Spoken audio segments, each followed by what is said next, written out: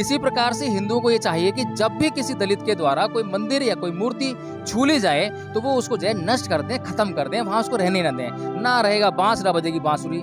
अब मंदिर नहीं रहेगा, मूर्ति नहीं रहेगी तो वो कभी पवित्र और पवित्रता की बात ही नहीं है। नीला झंडा जो है जय भीम का प्रतीक है, अम्बेडकरवाद का प्रतीक है, संविधानवाद का प्रतीक है, लोकतांत्रिक भावनाओं का प्रतीक है।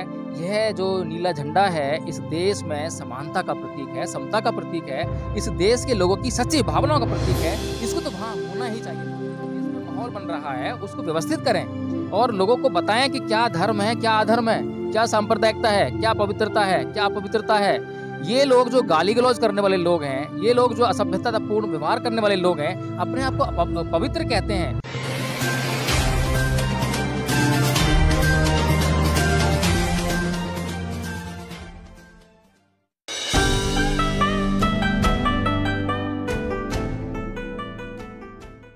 नमस्कार, आप देख रहे हैं एनबी न्यूज़ 24/7 नीलम बोध के साथ। साथियों, मैं बात करूंगी आज कर्नाटक के कोराड जिले के एक गांव की, जिस गांव में दलित समाज के एक व्यक्ति ने मंदिर के पिलर को छू लिया। तो मंदिर के पिलर छूने से मात्र स्वर्णवादी व्यवस्था के लोग, जो कि अपने आप को मनुवादी व्यवस्था के भी कहते हैं और ब्राह्मणवादी पोषक हैं, उन्होंने उस व्यक्ति पर 60,000 रुपये का जुर्माना लगा दिया। और बात इतनी ही नहीं, 60,000 रुपये का जुर्माना लगाने के बाद उन्होंने साफ साफ कहा कि आपने मंदिर के पिलर को छुआ है और इस मंदिर की जो लिपाई पुताई कराई जाएगी उसमें कुल टोटल खर्चा 60,000 आएगा, तो आपको 60,000 रुपये का मुआवजा देना पड़ेगा।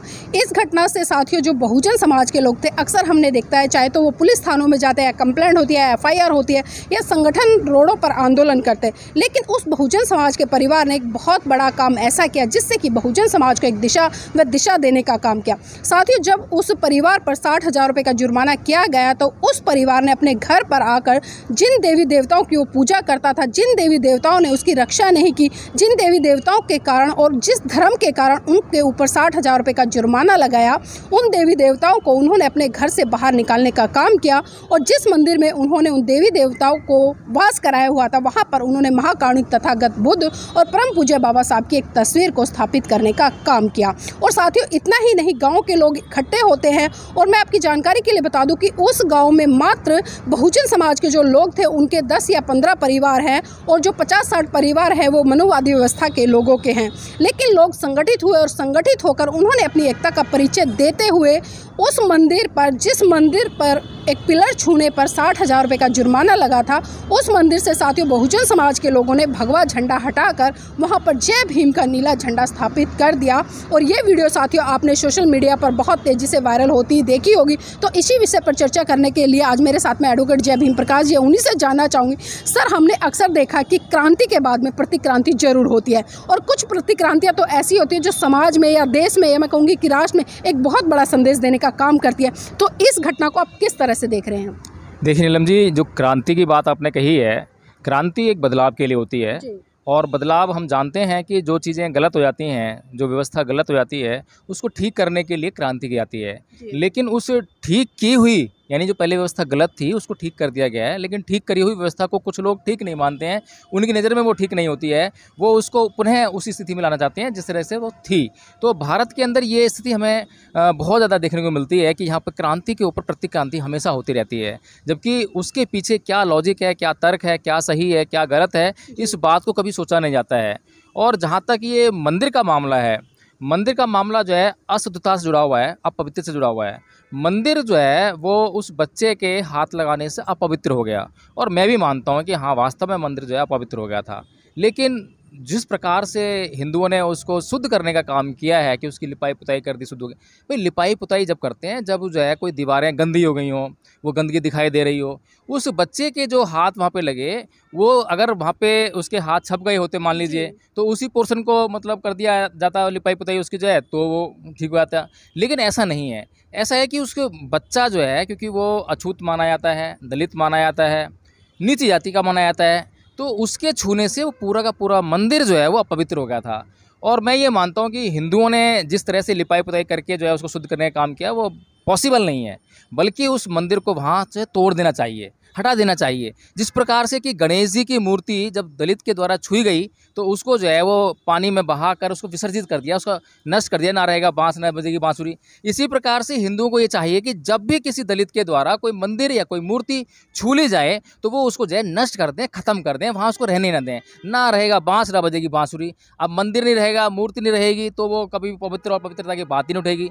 लेकिन अब दलित लोग जो हैं वो तो पैदा होते रहेंगे, क्योंकि उस पर तो रोक टोक हो नहीं सकती है ना। ऐसा कोई कानून बनाया नहीं जा सकता है कि दलित पैदा ही ना हो इस देश में, क्योंकि ये लोग जो हैं मूल निवासी हैं इस देश के, और इस देश पे इन लोगों का पूरा अधिकार है। हालांकि इन लोगों ने जो है बाहर से आए हुए लोगों का जिस तरीके से इनकी संस्कृति है उसके द्वारा उनका बहुत अच्छा स्वागत किया, उनको यहाँ रहने के लिए जगह दी, उनको अपने दिलों में भी जगह दी, और वे हमेशा जो है जो इन्होंने असमानता इनके ऊपर लाद दी है उस असमानता का विरोध करते हुए बस इनसे समानता चाहते हैं। अब मुझे ये समझ में आता है कि इन लोगों को समानता से चुभन क्यों होती है, इनको समानता में क्या प्रॉब्लम है, क्या इन्हें गलत लगता है कि समानता नहीं होनी चाहिए। तो नीलम जी, मेरा तो यही कहना है कि जो जिस तरीके से हिंदुओं ने उस मंदिर का जो शुद्धिकरण किया है वो सही तरीका नहीं है, और ऐसा कहीं पर भी किसी वेद पुराण में किसी ग्रंथ में ऐसा कहीं वर्णन नहीं पाया था कि किसी मंदिर को अगर कोई अछूत अशुद्ध कर दे तो इस तरह से रंगाई पुताई करके उसको जो है शुद्ध किया जाता होगा। सर ये भी जानना चाहूँगी, जिस तरह से अक्सर हम शुद्धिकरण की बात देखते हैं, चाहे हम अखिलेश के प्रकरण में देखें या जिस तरह से माननीय जो पूर्व हमारे राष्ट्रपति जी कोविंद जी रहे थे, जो मंदिर गए थे उनको धक्के देकर वहाँ से निकाल दिया, और अभी वर्तमान में जिस तरह से जो फिल्म जगत में इंडस्ट्री में अर्चना गौतम एक एक्ट्रेस है, वो भी मतलब तिरुपति बालाजी मंदिर गई, उसको भी धक्के देकर निकाला गया। तो सर ये भी जानना चाहूँगी शुद्धिकरण का प्रकरण, और खासकर जो बात करते हैं कि एक विशेष वर्ग का व्यक्ति अगर किसी मंदिर को छू ले या दीवार को छू ले तो इन लोगों की भावनाएं बहुत जल्दी आहत हो जाती है, और उस भावना से आहत होकर ये लोग प्रोटेस्ट कर देते हैं और अपने आप ही सजा सुनाने का काम करते हैं। लेकिन सर मैं यहाँ पर आपसे जानना चाहूँगी कि अगर हम जितने भी मंदिरों का निर्माण उठा कर देखें, वहाँ पर जो लेबर वर्क है, काम करने वाला मजदूर है या मिस्त्री है, जो वहाँ पर जो भी काम करता है, आखिर वो किस जाति से आता है? यही जो मूर्तियों का निर्माण होता है, पत्थरों की खुदाई होती है, पत्थरों की रंगाई होती है, पत्थरों का छाटा काटा जाता है, वो किस वर्ग के लोग करते हैं? या जितने भी व्यापारी लोग हैं, मैं एक जो मजदूर तबके की बात कर रही हूँ, जिन घरों में ये लोग रहते हैं, उसको आखिर कौन बनाता है? तो तब क्या इनका जो शुद्धिकरण है वो कहाँ चला जाता है? देखिए जी, मैंने कहा ना कि ये वास्तव में ये लोग बहुत पवित्र हैं। इन लोगों को अपनी पवित्रता का पूरा ध्यान रखना चाहिए, और इन लोगों को जो है इन लोगों से, जो अपवित्र लोग हैं, अछूत लोग हैं, इन लोगों से दूर बना रखनी चाहिए। मैं तो ये कह रहा हूँ कि ये देश ही छोड़ के चले जाएँ, ना रहेंगे इस देश में, ना इन लोगों से मुलाकात होगी। और इन अगर यहाँ से चले आते हैं ये लोग जो है देश छोड़ के, थोड़े से लोग हैं। अब जिन लोगों के खिलाफ ये अभियान चला रहे हैं हिंदू धर्म का जो है, वे लोग तो बहुत भारी संख्या में हैं। अब उनके खिलाफ अगर अभियान चलाएंगे, वे लोग अगर किसी दूसरे देश में जाके बसेंगे तो पॉसिबिलिटी नहीं है। लेकिन ये मुट्ठी भर लोग जो हैं, मुश्किल से 10-12% लोग होंगे, 10-12% में भी कुछ लोग समझदार होंगे, बहुत अच्छे लोग होंगे। आधे लोग जो हैं, यानी कि मुश्किल से 5-7% लोग हैं जिनके दिमागों में गोबर भरा हुआ है, जिनके दिमागों में कूड़ा करकट भरा हुआ है। तो ऐसे लोग जो हैं इस देश को तुरंत प्रभाव से छोड़ के चले जाएं। ना रहेगा बांस ना बजेगी बांसुरी। ऐसे देश में रहना ही अपराध है। जो देश में अपवित्र लोग पैदा होते हों, जो भूमि अपवित्र लोगों को जन्म देती हो, वो भूमि ही अपवित्र है, वो भूमि अशुद्ध है। ऐसी भूमि पर रहना निरर्थक है। मैं तो कहता हूँ इन लोगों को जो है ये भूमि छोड़ के चले जाना चाहिए। और दूसरा, जहाँ तक आपने भावनाओं का मामला बताया है, तो सबसे पहले जो है इस देश की संविधान सभा को, इस देश की पार्लियामेंट को, संसद में बैठकर इस बात का निर्णय करना चाहिए कि कौन सी भावनाओं का आहत होना माना जाना चाहिए। चाहे वो हिंदुओं की भावनाएं हों, चाहे मुसलमानों की हों, चाहे ईसाइयों की हों, किसी भी व्यक्ति की हो। और साथ में ये भी निश्चित किया जाना चाहिए कि जो भावनाएं हैं उनका आधार जो है साइंटिफिक है या नहीं है। जो साइंटिफिक टेम्परामेंट की बात जो है संविधान के अनुच्छेद 51(1)(h) में है, जो है कि साइंटिफिक टेम्परामेंट को जो है डेवलप करने का प्रयास करेगी सरकार जो है, और ये नागरिकों का मूल कर्तव्य बताया गया है। तो इसको भी मतलब जो है नापना चाहिए कि जो भावनाएं हैं क्या वो साइंटिफिक टेम्परामेंट के अंदर आती हैं या नहीं आती हैं, या किसी भी बात को उठा के जो है कोई भी व्यक्ति आवाज़ लगाता है कि मेरी भावनाएं आहत हो गई हैं, और उस पर जो है 2-4 लोग इकट्ठा होते हैं और जाते हैं पुलिस थाने में, और पुलिस को बाउंड करते हैं, वो FIR दर्ज कर लेती है। उसके बाद कोर्ट भी उनको लेती है और कोर्ट भी उसका मतलब संज्ञान ले लेती है। उसके बाद जो है जिसके ऊपर FIR दर्ज हुई है उसके लोग इकट्ठा होते हैं, फिर वो उससे बेल करा लेते हैं, जबकि नॉन बेलेबल ऑफेंस होता है और कॉग्निजेबल ऑफेंस होता है जिसमें कि बेल मिलनी नहीं चाहिए। तो कुल मिलाकर ये है कि इस देश में जो सांप्रदायिक माहौल तैयार किया जा रहा है, उसको जो है इस देश की सरकारों का ये कर्तव्य बनता है कि उसको ये निश्चित करें कि ये जो देश में माहौल बन रहा है उसको व्यवस्थित करें, और लोगों को बताएं कि क्या धर्म है, क्या अधर्म है, क्या सांप्रदायिकता है, क्या पवित्रता है, क्या अपवित्रता है। ये लोग जो गाली गलौज करने वाले लोग हैं, ये लोग जो असभ्यतापूर्ण व्यवहार करने वाले लोग हैं, अपने आप को पवित्र कहते हैं, और जो लोग इनके साथ में जो है गाली गलौज नहीं करते हैं, क्रोध नहीं करते हैं, इन पर लड़ाई झगड़ा नहीं करते हैं, इनसे अनुनय विनय करते हैं, बहुत सभ्यता से पेश आते हैं, उनको ये अपवित्र कहते हैं।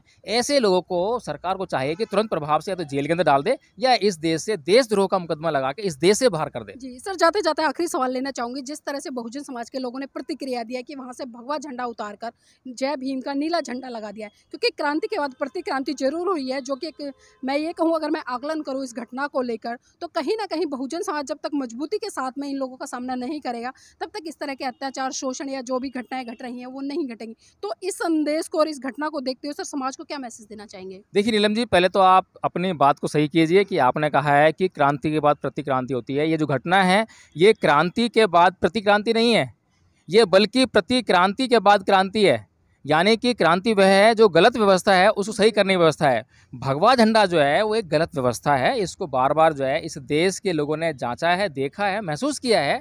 ये भगवा झंडा जो है इस देश के लोगों को किस दिशा में लेके जाता है, और जो वहाँ पर झंडा लगाया है वो इस देश के लोगों को किस दिशा में लेके जाता है, ये सुनिश्चित किया जा चुका है, देखा जा चुका है, जांचा जा चुका है। ये जो नीला झंडा लगाया है, नीला झंडा जो है जय भीम का प्रतीक है, अम्बेडकरवाद का प्रतीक है, संविधानवाद का प्रतीक है, लोकतांत्रिक भावनाओं का प्रतीक है। यह जो नीला झंडा है इस देश में समानता का प्रतीक है, समता का प्रतीक है, इस देश के लोगों की सच्ची भावनाओं का प्रतीक है। इसको तो वहाँ होना ही चाहिए था, बल्कि जो झंडा वहाँ पे लगा हुआ था जो असमानता का प्रतीक है, विषमता का प्रतीक है, जो कि यहाँ पर जो है गुंडा राज और क्या कहें कि जंगल राज का प्रतीक है, चमत्कारों में विश्वास करने वाले लोगों का प्रतीक है, अंधविश्वास पाखंड का प्रतीक है, उसको तो वहाँ से हटाया ही जाना चाहिए था। तो जो गलत व्यवस्था है उसको हटाकर एक क्रांति की है, अच्छी व्यवस्था को वहाँ पे लाकर, तो ये क्रांति है। और इस देश के लोगों को मैं जो है यही मैसेज देना चाहूँगा इस घटना के माध्यम से कि वे निरंतर जो है क्रांति पर ध्यान दें। यानी कि जहाँ पर व्यवस्थाएं गलत हैं,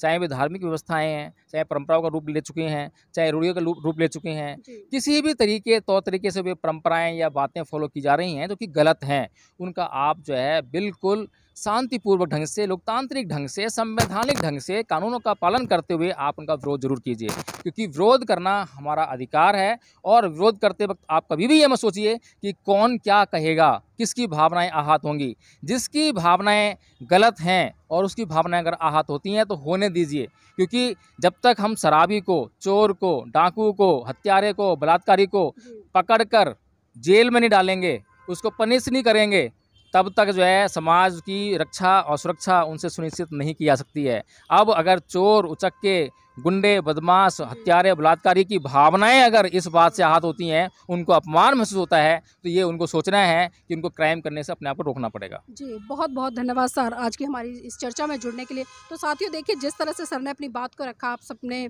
सुना है और सही कहा है कि जिस तरह से देश में जो घटनाएं हो रही है, जब तक बहुजन समाज एकता के साथ में इस तरह की घटनाओं के खिलाफ आंदोलन मजबूत नहीं करेगा, तब तक आपको साथियों लगातार दबाने का काम किया जाएगा। तो जरूरत आज बहुजन समाज को एकत्रित होकर, संगठित होकर अपनी आवाज़ को बुलंद करने की, ना कि इन जैसे लोगों के सामने हथियार डालकर इनके सामने गिड़गिड़ाने की।